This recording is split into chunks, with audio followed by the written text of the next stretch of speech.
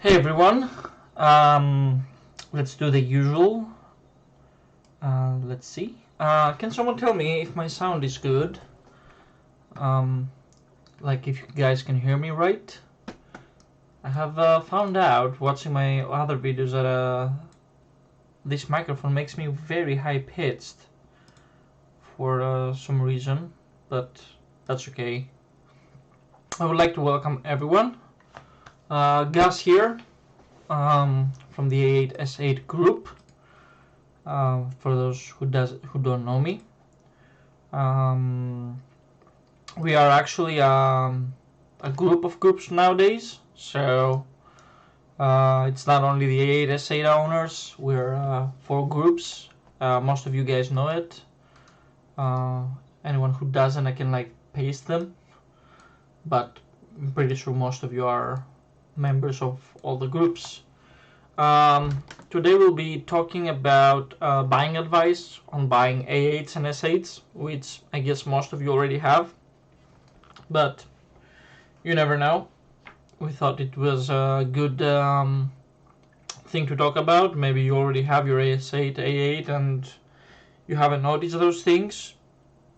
Maybe your car is still in warranty and you want to check that out, or like you never had an issue, but an issue might be there. As we know, our cars, let's say that the engine light comes on very easily, and yeah. Before we start, I would like to report on the group buy that we're gonna do about the Android Auto CarPlay unit from Ant Dream. I'm gonna paste you the link in case you do not know what I'm talking about. It's a group buy that was organized by another admin, actually, Alan, and we are trying to get a better price for us. But before we do that, we I pasted on the chat the spreadsheet that you can join, and has all the information about the product and everything. So yeah, we organized this group buy, but before we actually went ahead and do it, I wanted to test the unit myself and like try to see what we're talking about before I recommend it to you guys. So I bought the unit and I have installed it on my S8. So far it's working great. It does what it says it does. Like the only issue is now with fitment behind the MMI unit. I haven't been able to make it work yet. So it gives you an additional harness of plugs that goes behind the MMI. And the MMI behind the S8 doesn't really have a lot of space. So when you try to put all back together, the additional wires don't fit. But this is an issue that we're gonna solve. It's not a problem. The only problem with my unit is that the steering buttons don't work on the device when they should, and they say the product does that. But we're working with the support of them, and they're really great on support, I have to say that. Like, they're great so far. And they said no matter what, they will replace the unit and it's not gonna be an issue. So we'll see about that. I will report back when I have more data. So far I only used it like today for like an hour driving. I used Waze and Google Maps. It worked great.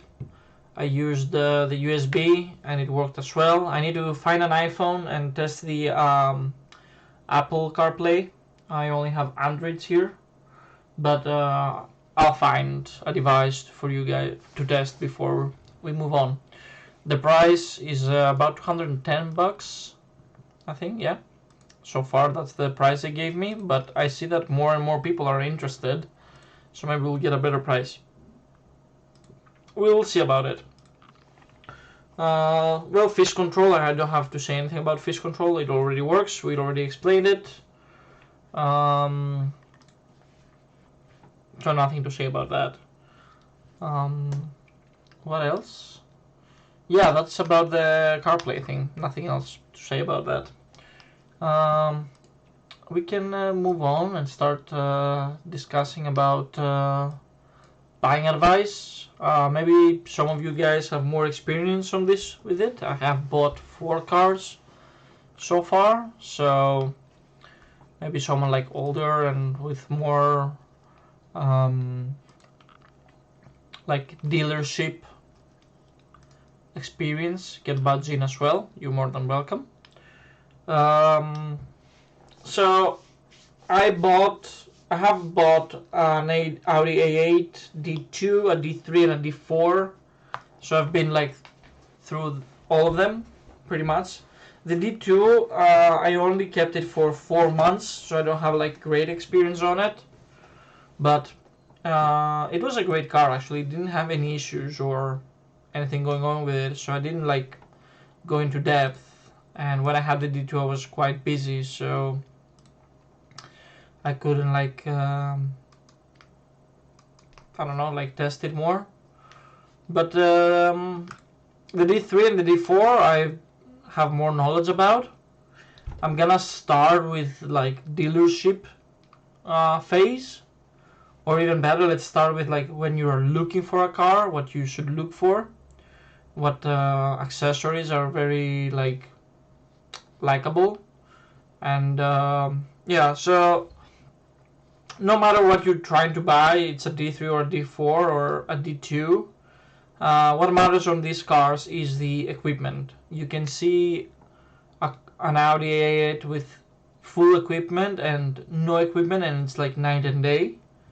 So you can start by looking what equipment the car has, and the mileage of course, and like how it looks like on pictures you see on whatever website. That is the first step. In general, A8s with Bang & Olufsen, ceramics, solar sunroof, rear seat entertainment, leather, level 3 leather interior, which means everything is leather and Alcantara, are things that are also like important. And on the entertainment side, well, all of them had MMI.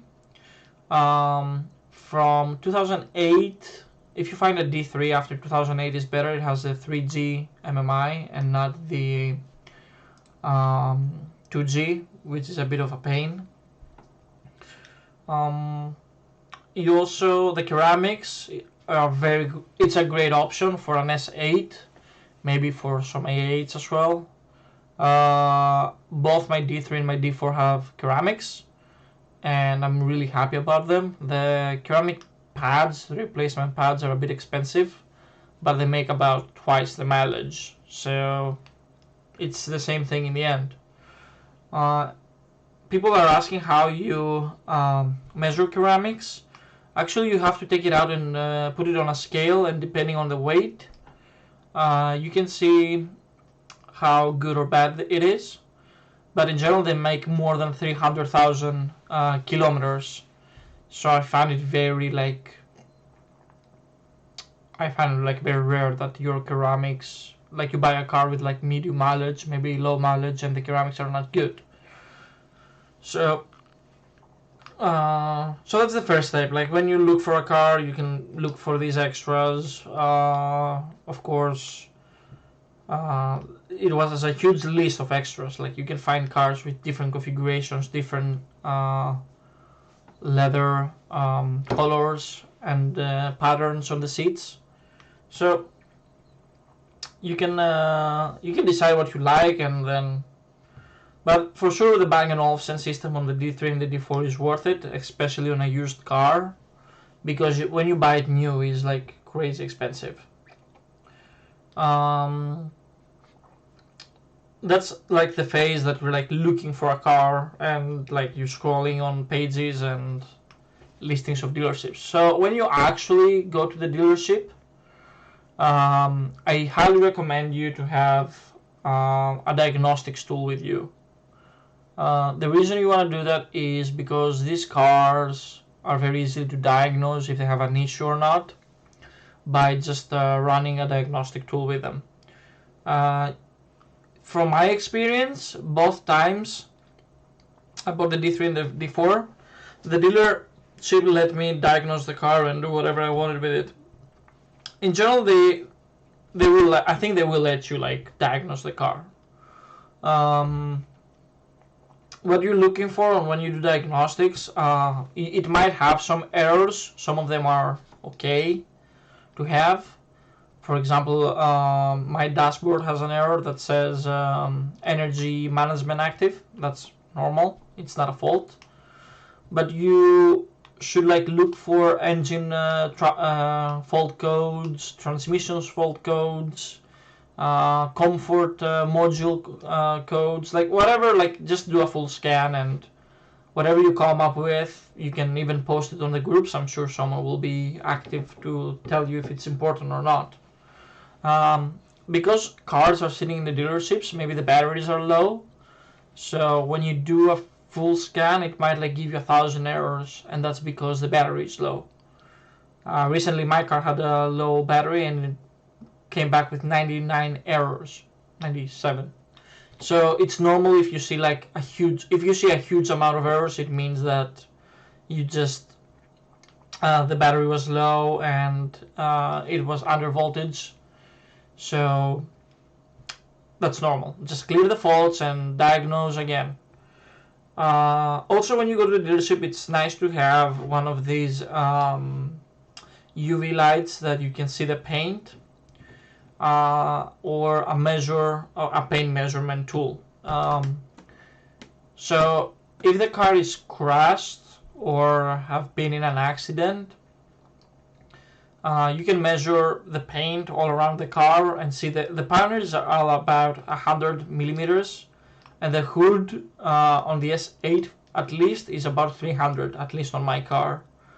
But when you measure, it doesn't matter the number that much, it matters that the same number occurs in the same panel.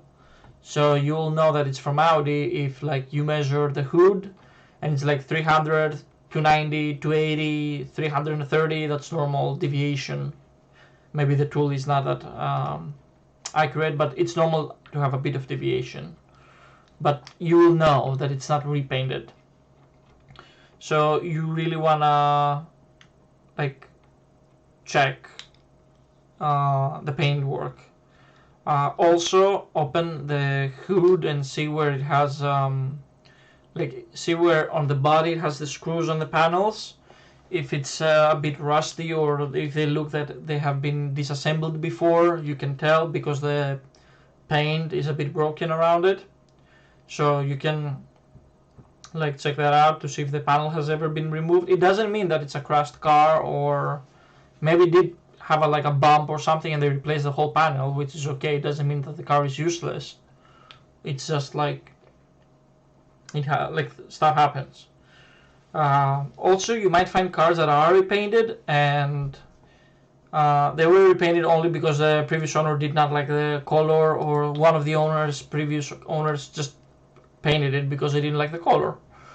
That can also be an option, but I think the dealership would know about this and they would tell you before you even start measuring. I think the moment you get rid of diagnostics, a UV light or a paint measurement, the dealer will know that you're not like someone who just popped and doesn't know your way around a dealership.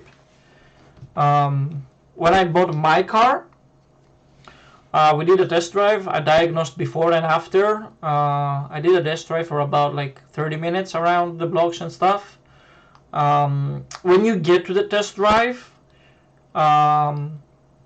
okay, the car probably will be cold, so let it warm up and everything. While you do that, test the air suspension if the car has it. You wanna like see that the air suspension responds and it does what when you say raise, it's gonna raise and then back to automatic. On the D3 you can hear the motor, the air suspension motor running. It's on the front left side, and on the D4 it's in the trunk. Let the car warm up and just start driving around normally with the music off, because you want to hear all the noises that the car can give you. So for example, in my car the front struts are squeaky, which is a common issue with the D4s, and the D3s were a bit squeaky but not that much. It's a common issue with all the A8s that the front struts are worthless. Actually, you need to replace them. So have the music off and just drive around, try to go over speed bumps, try to put some gas, let it up, like try to like hear sounds inside the interior. Maybe something is like squeaky or like scratching. Usually you will have one person from the dealership will be with you, so they will like notice what you're trying to do. That's fine. If they try to like start talking to you, you can like say, hey, I want to like listen what's going on, so please like be silent for a moment. Also, when the car is fully warmed up and after you went a bit of rounds, like give it full boost. See like that it responds. It doesn't throw an error of underboost, overboost on the D4. On the D3, the intakes will switch open and closed, and if they don't, they will throw an error. So you really want to like try to get the most of it. The steering, do a bit of maneuvering left and right, see if it responds and you don't hear any weird noises coming from it. In general, try to test everything on the test drive, and when you get back from the test drive, just start checking all the electronics. Press every button, press like whatever button has, press it. All the windows, all the shades left and right, the rear shade. Like test all the equipment. Go open the trunk in the back. Hear how the trunk motor works. Is it like working like more than it should, less than it should? Does it like pop the trunk with the force that it should be? Of course, open the engine bay and remove the plastic cover from the top for the D4s. The D3s, the S8 at least, doesn't have a plastic cover. And look for oil stains. Look for if the engine is being washed recently, because that might be a sign of that they're trying to hide something. In general, like be spooked that maybe something they did just to show it to you. What else? Also open the sunroof. That's very important. Open the sunroof, close the sunroof, the windows, the doors. Test the soft close mechanism in all 4 doors. If it's a keyless, you definitely want to push the buttons on all 4 doors to make sure that they work and that they unlock as well, so the unit behind the door can receive the key. Also, you definitely want to check the sound system, so have some music with you, or a disc or a media, an SD card. Blast the speakers. Try to hear the scratching if they don't sound right. On a Bang & Olufsen, everything should be perfect on the sound department. And do the test with closed windows, because when the windows are closed, on the D4 at least, the active noise cancellation works. On the D3, you can do it whatever you want. But test the speakers. On the MMI side, there is not much that can go wrong. If something is wrong, you will know it. Only maybe software updates, and that's it. But you do want to test the DAB and the FM reception and the TV tuner. When you put it on DAB, make sure that it works correctly and doesn't switch to FM on its own. So you do need to check that. For me, my DAB doesn't work that well because we put a cable for my dash cam, so my DAB reception is not good, for example. You also, from the outside, you should look around the whole body, measure the paint as we said, look for any deformations, look for like, open the doors and on the back side, like touch everything to see if it's deformed in any way. Look closely in the paint for any like difference in the paint, which will show that it has been resprayed. The lights, test all the lights that are not controlled. So okay, the headlights, if they're off, it's gonna beep, or the rear lights. But the interior lights, you have to test them on your own, that everything is working. It's not that important, maybe the light is off, but maybe it's a bigger problem, you never know. But do test it. That's what you want. Oh, the parking sensors. Yeah, you do wanna check the parking sensors, and you do wanna, like, when you press the parking button, you wanna see that all the sensors are receiving. So try to like go against the wall and see that all the front sensors are receiving, and the back ones. The D4 had a 360 camera as well as an option. If one of the cameras don't work, you will notice immediately. Also on the D4, try the cruise control, the traffic recognition if it has it, the lane assist if it has it, the blind spot assist. Like, test everything that you can before buying the car. After you're done with driving the car on test drive, try to diagnose the car again, see if any new errors came up. Usually a dealership might clear the errors before you show up, especially if it's an A8s visit. They might have done stuff to the car to make it look great. So in my car, when I bought it, they put paint filler on the whole body, so I wouldn't see that it has chips in the front from rocks, which is normal. I would totally understand that the car has chips in the front. It's a used car, and I live in the Netherlands, so our autobahn is right next, and it's an S8, so it's normal that someone was like running with on the autobahn and has marks in the front.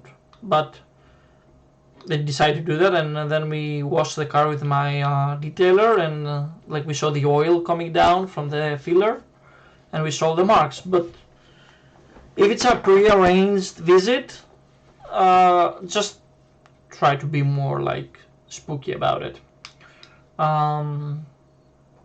Also, make sure that when you drive, the transmissions, all the gears go smoothly. That's how the gearbox should be. Smooth changes. There is no vibration on the D4. The D4, when it goes into 4-cylinder mode, you expect a bit of like vibration, but not too much. Mostly noticeable when it switches from 8 to 4 cylinders. And then there should be no vibration because it has active engine mounts. So they change with hydraulic pressure to balance the 4-cylinder mode. So you wanna see there is no vibration. The transmission should be smooth and silk. No aggressive changing, no sounds, nothing should come from it. Yeah, when you're back in the dealership, check the tires. Very important. Check the manufacture date of the tires. Well, of course, make sure that all the 4 tires are the same brand and same date of manufacture. If it's not the same date, it means that they changed the fronts and they left the back tires old, or they changed the fronts and left the back. In general, on Quattro cars, which are most of them, I think D3 and D2 had a front-wheel drive version, and the D4s are all Quattro. So anyway, on a 4-wheel drive car, all the tires should be the same. And check that the thread, so as you look at the tire, and not from the side, like as you look at it from the top, make sure like the thread is going down at the same level on all sides, which means the alignment is correct. And the camber, because if you see that the tire has been worn out from the inside, it means that the camber is wrong on the car. In general, you don't want the tires to be more than 2 years old, no matter the mileage. Like, I think it's very important that the tires are in great condition. It's your safety, so I would say like more than 2 years, just tell the dealer I want new tires. The tire I'm using in my cars is the Michelin Pilot Sport 4S, and I'm very happy with it. On the D4 I have the acoustic version, which has foam inside the tire and has less noise inside the cabin. So I recommend this tire as well. I'm very happy with it. Also, as you check the tires when you're out, open the driver's window, put your hand on the steering wheel and turn all the way from both sides, and when it's on its limit, try to keep it there with your hand and listen for the steering pump working. If it makes weird noises, it means that the steering pump is not great. It's in its end. So tell that to the dealer. If you buy with insurance, it's better to have like at least 6 months insurance, because changing the steering pump on some cars is an engine out job, which is kind of expensive. Also, the steering ball joints and the struts needs to be checked. It's better to have a bridge for that. So if the dealership has a bridge, ask them to raise the car. And when you're under the car, look for marks. Look for the plastic oil pan if it has marks or any like cracks or stuff like that. Also look at the front and the rear struts. They have rubber inside the struts, and that rubber usually is worn. So make sure that these are all good. You can tell that a rubber is worn. It's not like something highly specific. While under the car, on the rear differential, check for any oil leaks, oil marks. Tell them to remove the oil pan, and when they remove the oil pan, look at the oil pan for any marks of oil. And when you see marks of oil, just look up on the engine and see where it comes from. If they wash the engine, maybe you will not be able to find that easily, but the oil pan will give it away. Like, if they wash the oil pan as well, you can tell because there will be no dirt, so they're definitely trying to hide something. Not to forget, when you turn the car, when you go to this, make sure that the car is cold before you turn it on, because you want to hear the timing chain belts. If they make a noise, the car needs new timing chains, which is an engine out job as well. So either if you go and the car is already warmed up by maybe they drove it to get it for show or whatever, make sure that like leave it to get cold, or like when you negotiate prices, let it cold and turn it on again and see if it makes any noises when it's cold. Check the headlights, of course. Check the rear lights. The rear lights on the D3 had a water ingress issue, so you want to check if there's. It's normal to have humidity in the front lights, because not too much, but it's normal to have some humidity. When the light will turn on, it will evaporate the water. That's fine. It's not normal to see water inside it. Yeah, with the lights, if a light bulb is off, the computer will tell you, it's gonna start beeping. So, but just to make sure, open everything: the fog lights, the normal lights, the high beams, the fog lights in the back. So check everything on that perspective. Also, you wanna check the night vision camera, if it has it on the D4. Turn on the night vision, and if there is any other car that is warm around, you'll see that. Well, if it works, it works. There is no in between. When you press the button for night vision, it should work. If you have the HUD, of course, check it if it displays information as it should. If you have the luxury of a highway, drive the car on a highway, turn off the air conditioning and the music, and listen to the door sealants, the rubber sealants on the doors, for any noise coming in, air coming in, which means that the rubbers need changing, which is also not cheap, because the dealership charges them quite a lot. Also, not to forget, when you open the sunroof, here the wind deflector going up and down. So the sunroof has a plastic that comes up after 30 kilometers to change the wind direction, so you have less noise, and it has a motor, which is a common issue. So if you drive from 10 kilometers to 40, you'll hear it going up. Normally, like, you shouldn't hear it, but like if you focus on it, you will. You can also like have your hand a bit up and you can feel it moving. The sunroof, of course, open and close it. If it's a rainy day, it's even better because you can see the drains of the sunroof, if they work or not, because the sunroof drains are getting clogged up, which is also an issue. So for sure, check that as well. That's all you can do, I think, when you like go for a first visit to the dealership. I would highly recommend to tell them that you're gonna get it to a dealership or your mechanic to check it out.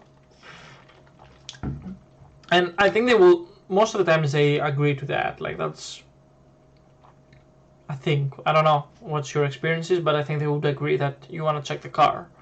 Usually they're expensive cars, so it's understandable that you want to like have some peace of mind.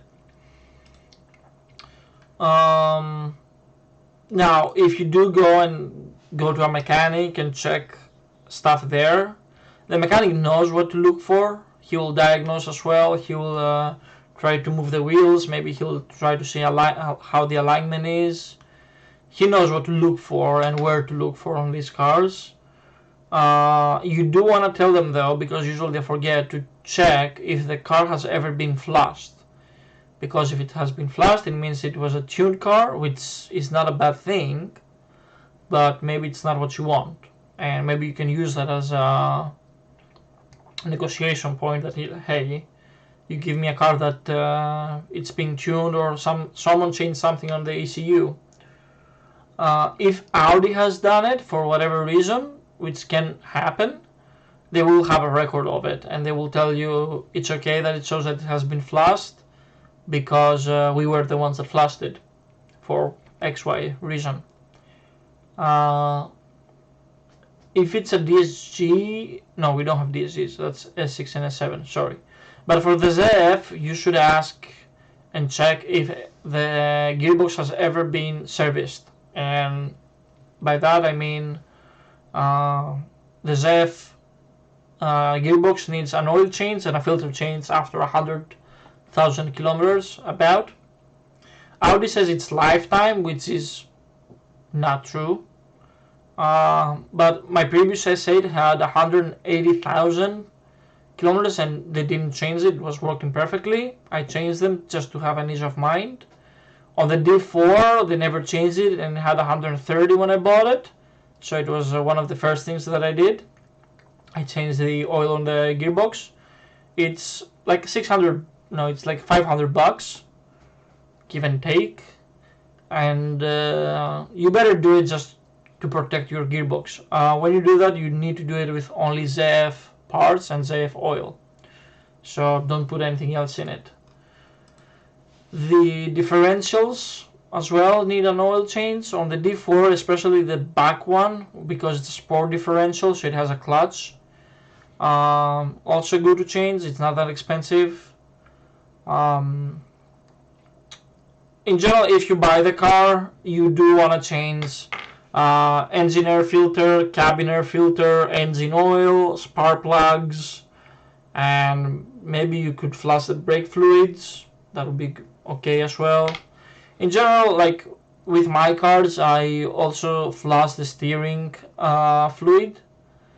So because I want the car to perform 100% and I want to make sure that everything has been done to it. because you cannot trust the previous owners. So I changed even the steering fluid pump, the steering fluid oil. The fuel line filters you want to change as well. On the D4 it's a bit of a pain because it's inside the gas, the fuel compartment, so that's a bit of a pain. But if you get a D4, you're probably gonna tune it, so you're gonna do that anyway. So that's the things you should do on a new bought A8, S8. On the D3 S8 for sure, check the intake. 95%, all of them are broken, and you can notice it just by removing the front plastic that says S8 V10. If you remove it, you can see if they're broken or not. That's very easy to see. You can tell it, and it also gives an error. At least for the ones on top. The ones below, it doesn't, so you have to check it by eye. But mechanics know to check it. It's a common issue, but it's better for you to know it as well. The engine mounts on the D4, they're hydraulic and electronic, as I said, so if they're bad, it's gonna pop up. I right now have a faulty engine mount, but my dealership is gonna replace it in warranty. On the D3, I think it wasn't electronically controlled, so when have someone start the engine and gas it a bit and see if it moves abnormally, you will know that one of the engine mounts is out. Engine mounts can be an engine out job, but most of the times they're not. Maybe it's a subframe lowering job, which is also a bit expensive, but yeah. That's what I think you should look for. If you guys have anything else to add, of course, you're more than welcome. In general, if you Google around, you will see the common issues about these cars, except the D5, which is new. And for the D5, they said that they have some water ingress issues. They get water inside the cabin or something. That's what I read. But it's a new platform. It's 3 years old. So we'll see how it goes with that. But for the D3 and D2 and the D4, you can find many forums with common issues, many buying guides. You can find a lot of videos as well that people are posting and everything. The info is widely available, and someone who's looking for that kind of car, I'm sure is gonna search about what's going on or not.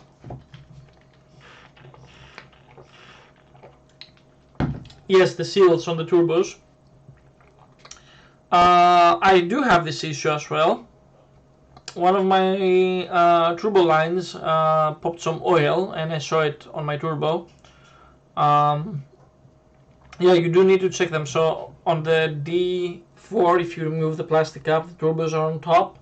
They have 3 oil lines in each turbo, so you want to see for any marks of oil around them. It's also a common issue as far as I know, so you do want to check that if there is any oil stains. But that also falls in check for any oil stain in the engine. What else? Yeah, that's pretty much it. I don't think I forgot something, but they have a lot of options, they have a lot of buttons, they have a lot of electronics. Make sure you check everything. That is about that. If anyone wants to add something, maybe we can answer it.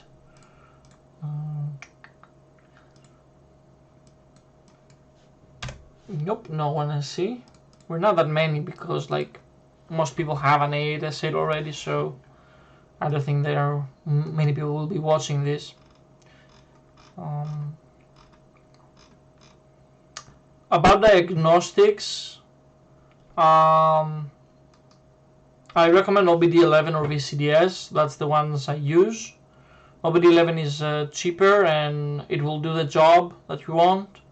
VCDS as well, it's more of a professional tool. I used I have both. I use OBD11 more because it's like easier to use. It works with the phone. I don't need to carry my laptop, so I find it way easier to check it. So yeah, that's about the buying advice. I have nothing else to add because many markets have different prices. Like UK A8s, S8s are way less cheap than the cars you find here in the Netherlands. Like each market, like there is no like good or bad price in that perspective. You have to see what the rest of the cars are in your market. An S8 here in the Netherlands costs 40 grand. In UK it might be 30 grand, and in Greece it's 70,000. So it's a bit of a mixture on the prices. In general, I think they depreciate fast as cars, which is a good and a bad thing. It's good for people that bought this car used, bad for these people that buy it new. But that's what it is. You cannot do anything about that. You always lose value on the car. I don't think the D3 is gonna become, or the D2, or any of these cars are gonna become a classic that their price is gonna go skyrocket after 30 years. It's not like a Porsche per se that their prices skyrocket. Yeah, that's about it. I guess we can move on the facelift discussion, since it's the second subject of the day. So facelift is what Audi does on the midlife of one model to make it look a bit more modern and a bit up to par, rather redesigning a whole new product from the beginning. The D2 did not have a facelift, as far as I know, and the D3 had one facelift, and the D4 another one, and the D5 is about to have a facelift.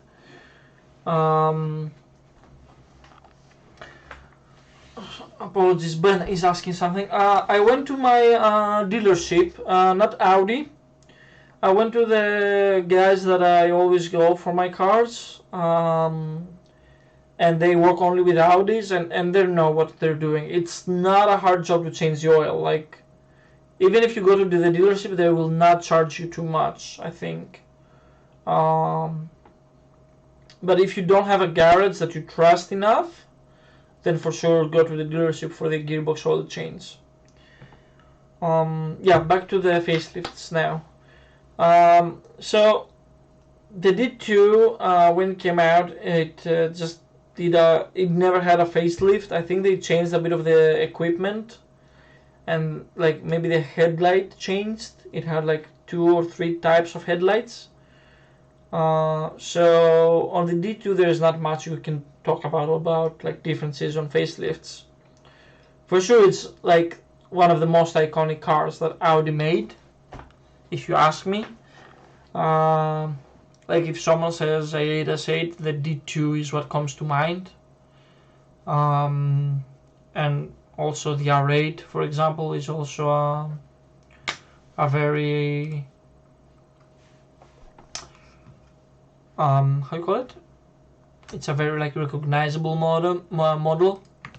But in general, like the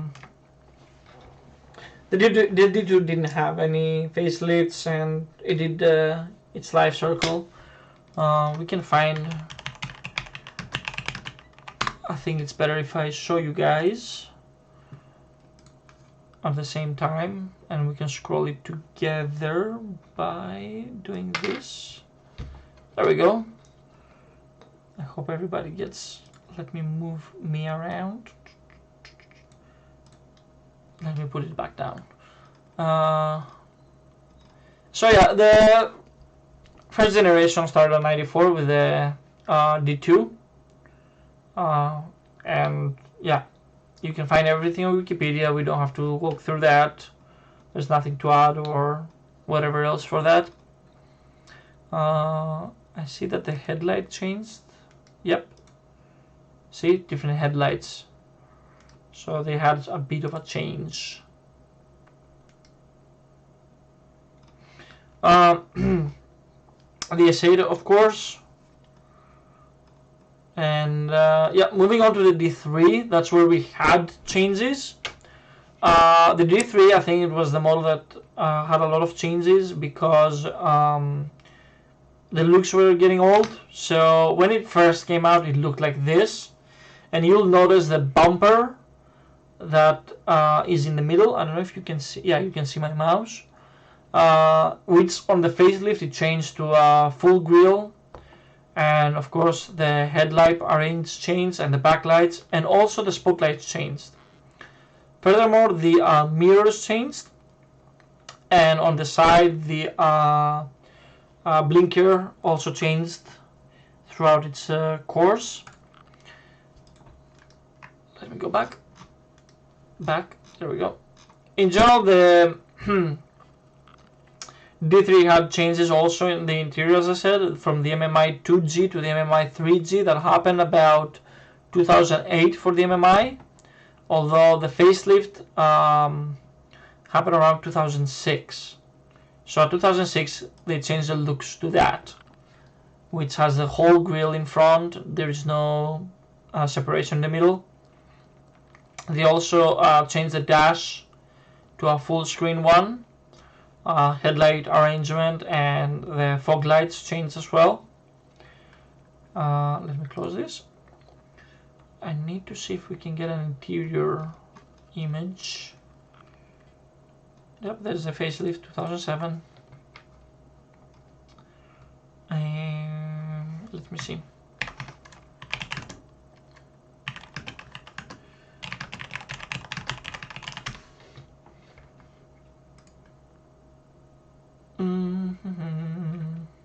Yep, that was the first models with the D2, with the 2G MMI. You can notice it by the you can notice it because of the button. It doesn't have a joystick on top. Usually the 3G has a joystick on top.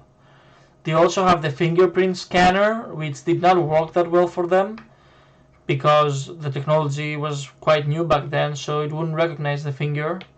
The finger was only recognized in order to change the seat arrangement, the air conditioning, the mirrors.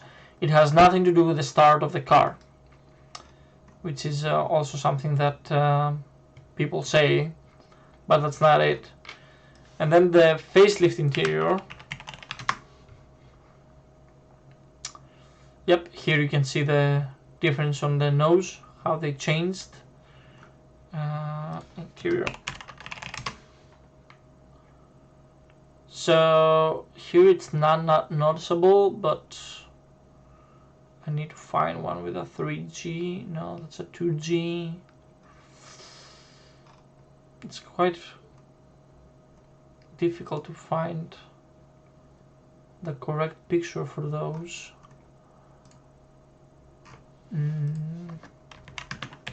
Let's see. Oh, there it is.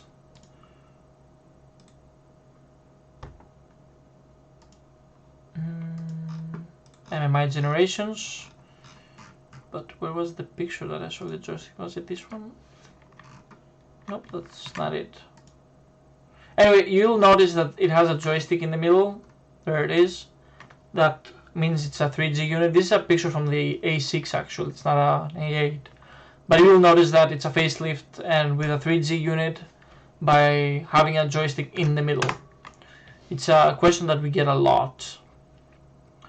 Also, they introduced the S8, yep, at 2008, the V10, and also they did changes on the rear lights, on a full LED light, rear lights instead of the lamp one.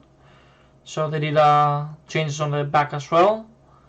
The quad exhaust, which was an S8 feature. So that's about the this version. So let's get that back. There we go. On the D3, that's about it. In general, right now, if you're looking for one, definitely go for a facelift. and definitely go for one with a 3G MMI 3G unit. The 2G is a pain. It's just really like old right now to keep up with everything. It didn't even have Bluetooth on it. So that's about the 3G. We can move on the D4. So the D4 came about 2011. Let's go back to the browser. And they did a lot of changes, because on the D3 they tested a lot of new things, like the air suspension, and on the cruise control. Like they tested a lot of things on the D3 that came on the D4, but they were better. So many issues with the air suspension, for example, have been fixed. The D4 is way more reliable on the air suspension front, at least, and many other, like, it's way more reliable as a car. We will see how they bear with age, so maybe like 10-15 years we'll see how the true reliability.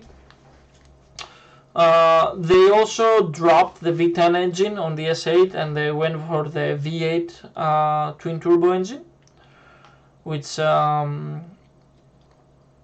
it's a great tunable engine, a lot of power. The issue with those were the downpipes. They didn't design the downpipes correctly, so a common issue was vibration from the downpipes, and also another issue was the oil screen that would clog with dirt and it would start the turbos from oil. So these were like the issues that they had. Also, they like introduced a lot of new stuff and technologies on the D4. They did the full LED lights, and on the facelift the matrix headlight, which is also a great unit. The bad thing about the D4 is the trunk space. It doesn't have a lot of space in the back, in the trunk, which is weird for a car like that. But I know that they fixed that on the D5. I know that the D5 has way more space.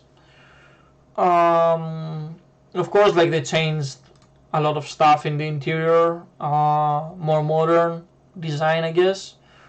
The shifter, they also did this touchscreen thing, so you can like write with your finger letters for the MMI. The MMI was not a huge upgrade, to be honest, from the 3G. They came with the MMI 3G Plus on the D4 platform, but it was just the MMI 3G with improvements. Also the full screen cluster. They just took it from the D3 and made it like bigger. And the good thing with those were the active cruise control. It can stop the car on full stop and then continue driving. The D3 was not able to do that. So that's a plus, I guess, for the traffic. And 360 camera, they also introduced it here. So that's about with the D4. And then 2014, I think, they retrofitted it. They facelifted it. And you can tell that it's a facelift from the major changes in the front. So here we have the matrix headlight, and which uses the camera to point light, so you can have the high beam on all the time, and it's not gonna blind the oncoming traffic because it knows which arrays to turn off. They changed the back of the car as well. As you can see, that was the old one, the pre-facelift, which has more rough edges, and on the facelift they smoothed it up, they modernized it a bit, so that's how you know it's a facelift one. In the interior they did not change anything. Interior is exactly the same. The only thing that they added was an auto parking feature, so the car can park itself. They changed the steering from hydraulic to electrical hydraulic, which is way smoother, but at the same time there is no feeling from the steering. So yeah, nothing else changed in the interior. It just remained the same because there was nothing to change. Actually, the diesel gate is what hit them a lot, so there were lack of funds when they developed the facelift. But yeah, also they did the S8 Plus, which had the carbon package, which had carbon mirrors, carbon wing in the back, and carbon spoiler in the front, which is nice as well. Let's go back. And now we have the D5, which yep, 2004. There's the D5. Well, the D5, it came out 2018, as it says. It's gonna get facelift soon. They also did a lot of new stuff on the D5. They, well, the exterior changed a lot as well. They did laser light instead of matrix LEDs. This is laser light in front. They were saying it's gonna be a level 5 autonomous car, but they dropped that recently because I think they ran out of money. I don't know what happened, but they dropped the level 5 autopilot. Level 5 is like fully autonomous driving. It's not like Tesla that you have to keep your hands on the wheel or so. But they dropped that, so it came with new features. So it has an air suspension that when you open the door, the car lifts for you to get in faster. Real wheel steering as well, they did on this one. The air suspension always adjusts. It has a pre-sense, so when you drive, it will roll the car to go over a speed bump. So they did a lot of improvements. So far, we don't know if it's gonna be reliable. It's brand new, so we will see. I can speculate that this air suspension, like every time you open the door, the car lifts suddenly. I don't think it's gonna be a great thing in the future, if it's gonna be that robust and reliable. The interior changed a lot as well. They did a full D5 interior. They did a full screen MMI unit, as it's shown here better. Let me see if I can get the image big. There we go. So interior changed a lot. They have a virtual cockpit now, and the full MMI. They also, like, we don't have the pop-up screen that we had for many generations, for 2 generations, not many, but 2. We had it from 94 till 2018, that we had a pop-up screen. That is no longer the case. What it does is, like, it puts the vents inside and it closes them. I don't see the reason for that. Like, it's vents, like, it doesn't add anything to it, only like the cosmetic part. We have full ambient RGB, so you can change to whatever you want. The screen below controls the climate controls, which is a good and a bad thing. The bad thing is that you always have to look what you're doing. There is no like touch on your hands. And the good thing is, like, it looks awesome. But yeah, they tell you not to play with phones while you're driving, but here, take 2 screens so you can kill yourself while you change the temperature for your car. In the back, they introduced this tablet thing that runs Android, so you can put Android. It runs Android, and then you can like put apps, and you can do the same with the front one. It's also kind of cool, I guess. The dual roof also can be found here. But yeah, is that a D2? Yeah, that's a D2. Isn't it? No, it's an Audi 80, I think. Anyway, that's with the D5. The D5 is gonna get a facelift soon. I think 2021 we're gonna see a facelift of it. I kind of wonder because I found the interior to be very blunt and very boring. Both interior and exterior, I think they would need more oomph to them. Compared to a BMW, which has and the S class that have a way more presence. I think they kind of like downplayed it a bit with this one. So yeah, that's with the D5 and the facelifts. There's nothing else to add to that. Like, if you have the money, go for a facelift D4, I guess. If you have more money, go for a D5, and so goes on. For people that have the D3, because I had it and I like had it for 2 years, I think the D4 is a huge improvement, and I am happy that I took the decision to change from the S8 D3 to the S8 D4. Not only is more economical driving it, like the mileage is way better you get from it. It's also a way faster car, and the gearbox is way better because the D3 had some issues, the D4 doesn't. Quality changed a bit. It's a bit lower, but okay. That happened to every car. So yeah, that's what I don't have anything else to add to that. Like, if you guys have any questions, feel free to ask. But most of you know these cars. Most of you, like, we're in this group, so you either have one standing outside on your driveway, or you maybe like think of upgrading some from a D3 to a D4 or a D2 to whatever. For sure, they did progress throughout the generations. You can really tell by going in, driving a more modern car, how it changed. I guess for me, my next step would be a D4 facelift, because D5 still doesn't click for me. But we'll see. There's a Porsche as well for that.